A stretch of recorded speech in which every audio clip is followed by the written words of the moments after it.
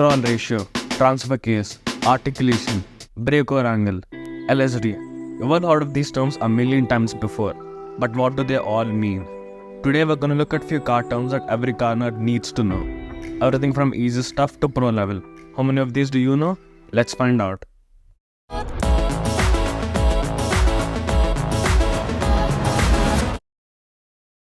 Articulation. This term applies to how much vertical movement the axle and the wheel have. It's often referred to as wheel travel.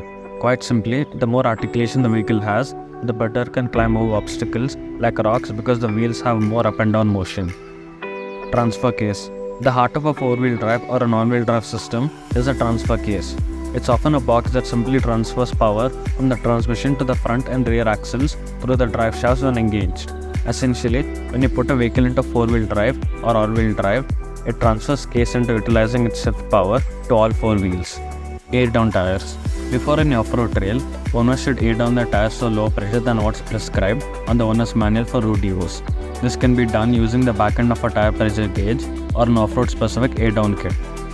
The goal is to air down all four tires to a matching PSI that's lower than the recommended level. It improves traction and can reduce wear on suspension, including the shocks. Bead lock wheel.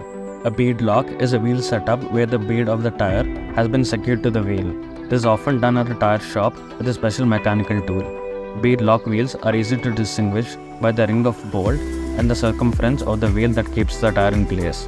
The benefits of doing so is the ability for the air down tire to be much lower pressure without the tire slipping off the rim, which maximizes the traction.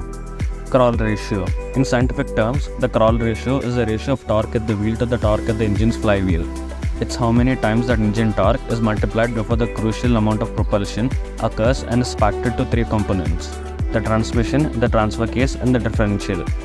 The number also shows how many times the final drive shaft will rotate for rotation of the engine's crankshaft. Crawl ratio is often represented by a number like 73.1:1 for the manual transmission in Jeep Wrangler. The idea is to show how much torque is of the tire when driving in the lowest gear and in the lowest transfer case range. Vehicles with high crawl ratios are better for a variety of situations like pulling heavy loads, climbing steep inclines, and driving over large obstacles. Lift. Lifting a vehicle is typically done through a kit which changes out various suspension parts or puts blocks near wheels to raise the vehicle upward. This can be done to improve ground clearance or simply achieve a certain look on a vehicle.